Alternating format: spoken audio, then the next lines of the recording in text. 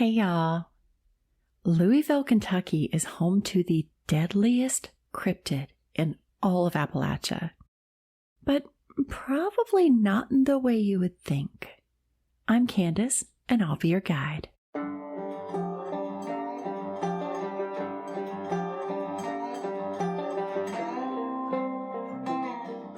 In the Fisherville neighborhood of Louisville, Kentucky, looms the Pope Lick Railroad Trestle. Built in the late 1800s over Pope Lick Creek, this impressive steel structure spans 742 feet long across a small valley with heights of 90 to 100 feet from the ground below.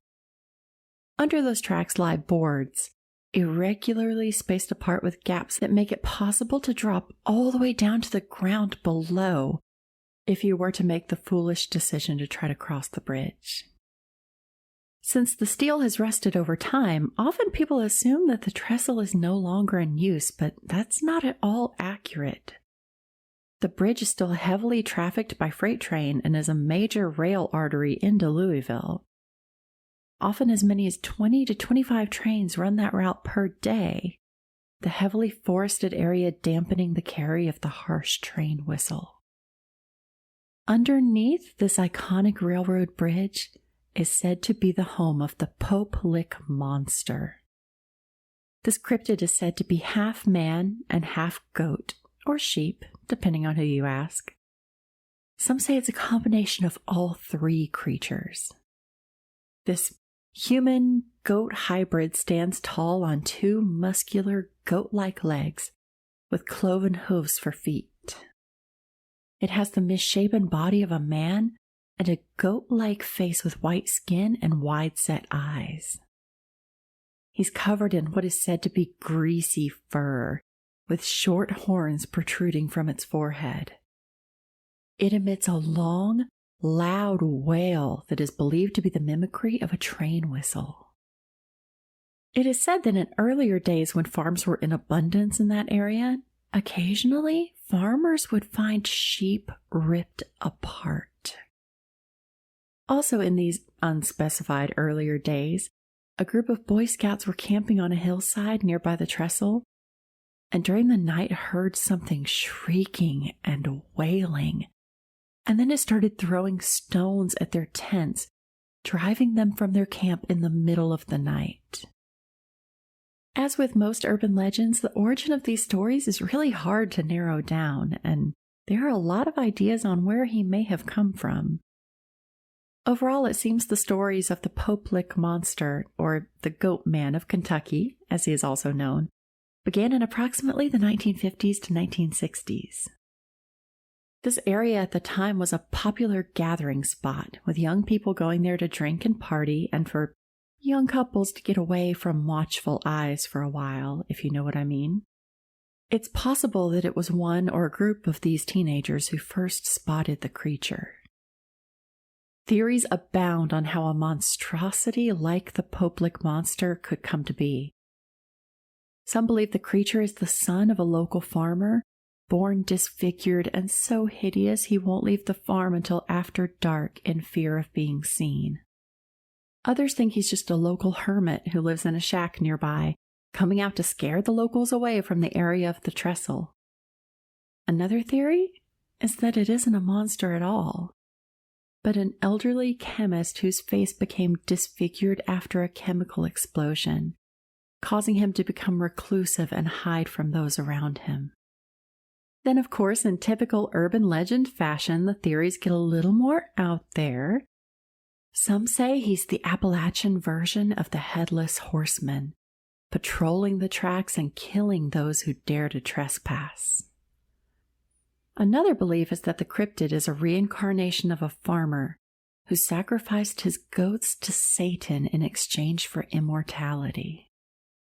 Finally, perhaps the most unusual origin story for a monster is that he was considered to be a circus freak who rebelled against his handlers for mistreatment after escaping from a derailed train. Now, the Pope Lick monster is not your run-of-the-mill cryptid. This one is also said to have supernatural powers as well. Stories differ on exactly what his capabilities are, but his end goal is always the same: to kill those who approach the trestle. Some say he uses voice mimicry to sound like loved ones or those in need of help, pleading for people to walk onto the trestle bridge just before a train arrives. Others say the monster uses hypnosis to mesmerize its victims into approaching the dangerous rails. It is said they're unable to move until they see the headlight and feel the shaking of the approaching train, where they snap out of it in a panic, unable to make their way back in time. Finally, other legends have the creature taking a less esoteric and more direct approach, dropping down from the bridge onto the top of cars that cross beneath to kill the occupants, or just chasing them around with a bloodied axe. It is said that the sight of a goat man with a bloody axe is so terrifying that people would leap to their deaths without a second thought. The legends of this deadly goat man near a popular party and makeout spot was just too irresistible for people. Rumors quickly spread that the Poplick monster would only emerge if someone climbed up and actually set foot onto the trestle bridge. Somehow, the idea of encountering a monster that could hypnotize or trick you in a way that led to death was appealing for people. Pretty soon, teenagers were telling one another how they climbed up and spotted the monster, giving them a fun paranormal story that spread through the community, adding to the intrigue. Boys began taking their dates there to scare them.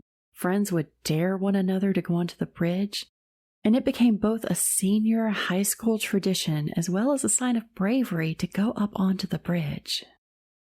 While some kids spread rumors that to summon the Goat Man of Kentucky you had to actually set foot onto the tracks, others told people that you had to cross the entirety of the 742-foot-long bridge to get him to emerge. I mentioned before that the Poplick monster is one of the deadliest cryptids, if not the deadliest. I'm sure y'all understand it's a little tricky to research death rates due to cryptids, so do my best here. These deaths are the direct result of people venturing out onto the trestle bridge with fatal results. As I mentioned, the boards of the bridge have large gaps through which someone could drop to the ground 100 feet below. It's completely pitch black in the area, and again, it's 742 feet across. Despite how loud the train whistles are, the dense forest and hilly Appalachian landscape muffle the sound until the train is right upon the bridge. Add in that it takes a freight train from a third of a mile to almost 1 full mile to stop urgently, and you understand why. It's next to impossible to run hundreds of feet, choosing careful footing over gapped boards in the pitch black and outrun a freight train. Occasionally, someone tries to hang from the beams until the train passes, but it's really difficult to support your body weight the 5 to 7 minutes it takes for the train to pass, especially while the locomotive shakes the bridge that you're hanging onto. The exact number of known deaths is really just an estimate, but retired train engineer Wayne Gentry spoke with the Courier-Journal newspaper in 2016. Wayne explained that in his 34-year career with Norfolk Southern, often driving along that route, he experienced 43 collisions, only one of which was a suicide. He does go on to explain that not all of those collisions took place at Poplick, but that some of his fellow engineers refused to take that route over the bridge altogether due to all of the trauma that the frequent accidents caused them. In 1984, Sean Fleischman, who is 20 years old, managed to survive a fall from the trestle bridge. Now, the ends of the bridge have a height of 20 to 30 feet from the ground, so it's possible that he wasn't in the center, where it's, 90 to 100 feet high. Those specifics weren't really specified in the source material. In 1985, John List and his friend Randall Graves were on the bridge hunting crows. When they saw the train approaching, they started running.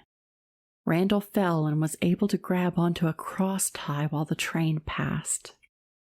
His friend John was only about 30 feet from the end of the bridge when he was struck by the train and killed. In 1986, David Bryant, 19 years old, was injured when he jumped from the trestle to avoid an impending train. He died from his injuries several months later. In 1987, 17-year-old J.C. Charles Baum was on the trestle when a train approached, striking and killing him. His family has memorialized his loss by spray painting, "J.C., we love and miss you," at the base of the trestle. In 1992, Grady, whose last name is unknown, a student at Miami University, was on the trestle when a train began approaching. He tried to hold on to the cross tie, but lost his grip and fell the full 100 feet to his death. In 1993, Christina Butts, along with her 2 female friends and 3 male friends, all managed to survive with only minor injuries. When they saw the light from the train, they all scurried down to the support beams underneath the bridge. Christina was too afraid to climb back up afterwards and required rescue by the firefighters. And with their longest ladder, it was almost too short to get to her. In 1994, 14-year-old Michael Wells managed to survive the train by, quote-unquote, tucking his body under the tracks. I'm not sure exactly what they meant by this. The original source material has been removed and I can only find references to it. Also in 1994, James Ratterman, a 35-year-old man, was riding his 3-wheel ATV across the bridge when an accident caused him to flip and become pinned underneath. At that moment, a train began approaching. The conductor and engineer said that they saw him trying to kick the ATV off of himself before the train struck, unable to stop in time. In 2000, 19-year-old Nicholas Jewell fell to his death after attempting to hang from the trestle to avoid the approaching train. In 2016, 26-year-old Rochelle Bain and her boyfriend, David Nee, were heading through Kentucky from Ohio. Being interested in the paranormal, they were on their way to tour Waverly Hills Sanitarium when Rochelle urged David to go to Pope Lick, telling him she read about a cryptid they could check out while they're there. So David obliges and they visit the bridge. Rochelle was known for being fearless, and David did love that about her, but he was pretty hesitant. The rusty structure, surrounded by an 8-foot-tall chain-link fence, covered with no trespassing and warning signs, did not look sturdy or like a place that they should try to go. But they unfortunately found a dirt path bypassing the fence and approached the trestle. David says, quote, "It was Russian roulette to try to walk across that," unquote. As they were on the bridge, a train appeared at the end. David was a martial artist and very fit, so he swung down and managed to hold on to the side until the train passed. Unfortunately, he witnessed the train colliding with his girlfriend and saw her body go flying through the air and 100 feet down to the ground below. The railroad did press charges against David to set a much-needed example that somehow these numerous deaths just weren't conveying to people. Sources vary on what the charges were. Some say it was felony disruption of a train. Others say it was misdemeanor trespassing on railroad property, but either way, David explains, quote, "I understand that a law was broken, so there's always accountability for that, but in this circumstance, it's already so bad. My life is basically destroyed. I'm mentally crushed," unquote. He goes on to explain how he's receiving psychiatric care for his PTSD and its accompanying depression and anxiety, following witnessing the loss of his girlfriend, Rochelle.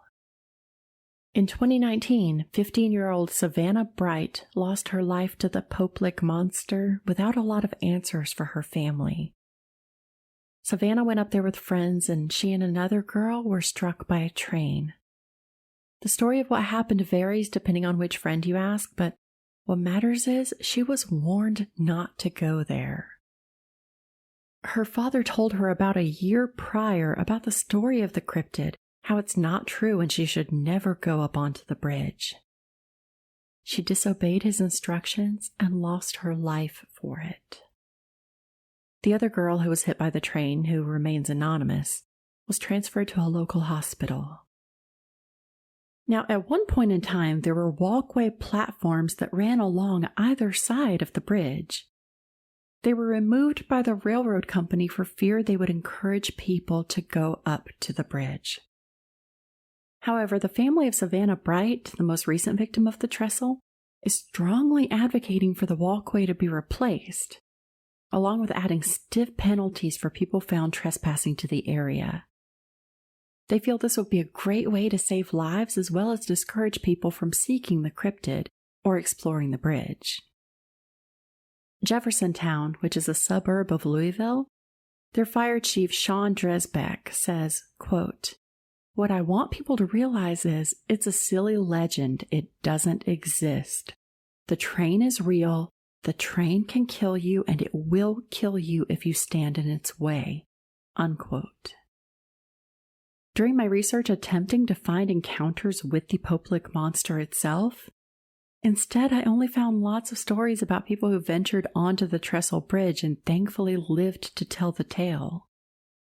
The stories were largely the same, discussing the big gaps in the board so it's next to impossible to actually run on, how it's pitch black at night, and a few encounters where the person narrowly avoided a train collision. Unfortunately, I never did find someone who claims to have actually seen this creature. Now, in case this episode has failed to make this point clear thus far, let me stress it to you directly. Do not go seeking the Poplik monster. Don't pass through that chain link fence. Don't go up to the bridge. Many people have died doing this, so don't be foolish. The Poplik monster is an urban legend that has led many people to their demise. You know, as far as that goes, if you do believe in the Poplik monster, it's not entirely unfounded, considering that his purpose is largely said to be killing people on the bridge by train. Whether you believe that this is happening because of thrilling paranormal rumors that lure people in, or by hypnosis or voice mimicry, the result is the same. Either way, it's a death wish to go up there. Okay, y'all. That's the story of the Poplik monster. Now let's talk about it. It's so interesting to me how urban legends get started because I don't know of a single urban legend that has a confirmed original source. But I suppose it's pretty hard to track down Susie on the playground from 1950 who started the rumor. I don't know. I still, for the life of me, cannot understand who hears a story about a monster that kills people and wants to go try to meet it. That blows me away. Everyone, well, not everyone, all of us weirdos who are into this stuff want to experience a cryptid or something unexplained. But not if it's going to murder us. And I know a lot of you are curious, but unfortunately, I don't know where Poplik Creek's name came from. I have read there are a lot of mineral deposits in the area, which, are often called salt licks or mineral licks for animals. So that could be the lick part, and Pope is not an uncommon name in the South, so maybe? But I couldn't find any confirmation on where that name comes from. I can tell you it has nothing to do with the Pope. It does seem like instilling a walkway along the sides of the bridge is an obvious solution. Now, I can understand where the railroad was coming from back in the day when they removed it, thinking that might help, but clearly that's not the answer. Now, I couldn't find record of a death on the trestle since 2019, so maybe all of this advocacy has finally caught up. Maybe people finally understand not to go up there. I hope so. But if they don't, God, I hope they just put the walkway back. That makes too much sense. I'm with Savannah Bright's family. Put the walkway back, put some stiff penalties in place in case people are found trespassing, and there you go. Easy answer, right? Now, it does not help when the Visit Louisville Instagram page posts an image of the trestle support beams with the caption, "If you haven't climbed on the Pope Lick train trestle, you haven't lived." Now, I anticipated this post from 2016 would have had a lot of backlash and been taken down, but it's still there. And I don't see any backlash, so either people aren't flinching about the post, or they're deleting any negative comments. I don't know. But it seems like a really terrible idea to suggest to tourists who don't know any better that they go out to such a deadly location. So, tell me what you think. Do you think the cryptid is real? Like I said, I don't even blame you if you think the cryptid's real, because he kills people by train, and people are dying by train. So, let me know your thoughts on it, or, if you've been up on the bridge before and thankfully lived to tell the tale, tell me about that too. You can find me on social media at obscureappalachia or on the pod's website at obscureappalachia.com. If you love the podcast, please leave a review on your podcast provider to help others find me. Subscribe if you haven't already so you don't miss new episodes. Y'all, just one more thing before you go. I wanted to tell y'all about a new podcast I think is really awesome. A Popular History of Unpopular Things looks at historical events from all time periods, and the grosser and gorier, the better. It's a really fun and accessible way to learn some history and sometimes some science, but to be entertained all at the same time.